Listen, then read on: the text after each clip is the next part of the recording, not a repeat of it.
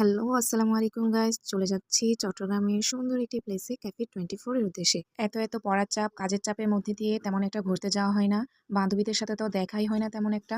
তাই ওরা বলল একটু ঘুরে আসা যাক। তাই সবাই একসাথে হয়ে ঘুরতে বের হয়ে গেলাম। ক্যাফে 24 এ যাওয়ার আগেই আমার এই বেহাল অবস্থা হয়ে গেছে। ফাইনালি আমরা ক্যাফে 24 এর সামনে আমাদেরকে নামিয়ে দিয়েছে। অসাধারণ ছিল ভিউটা। আমি ১ম এ বলে রাখি আমার বান্ধবীগুলা কোনো অংশে বাচ্চাদের থেকে কম না। ওরা পৌঁছে মাত্রই গাছের নিচে, গাছের আড়ালে, আকাশে, বাতাসে, পাতালে পর্যন্ত নাচানাচি শুরু করে দিয়েছিল। ঠিক যেমনটা বিড়ালরা করে।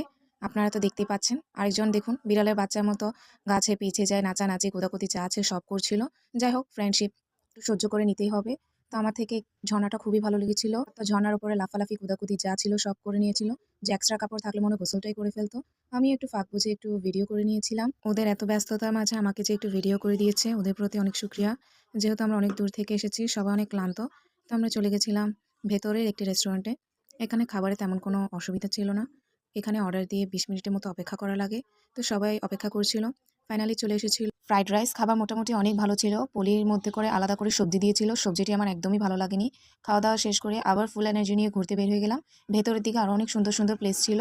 সে উদ্দেশ্যে আমরা সবাই রওনা হয়েছিলাম। আমার বান্ধবী যেহেতু একদমই নাচ পারে না, ওকে অনেক জোরাজুরি করে রাজি হয়েছিল নাচার জন্য। মাশাআল্লাহ অনেক সুন্দর হয়েছে।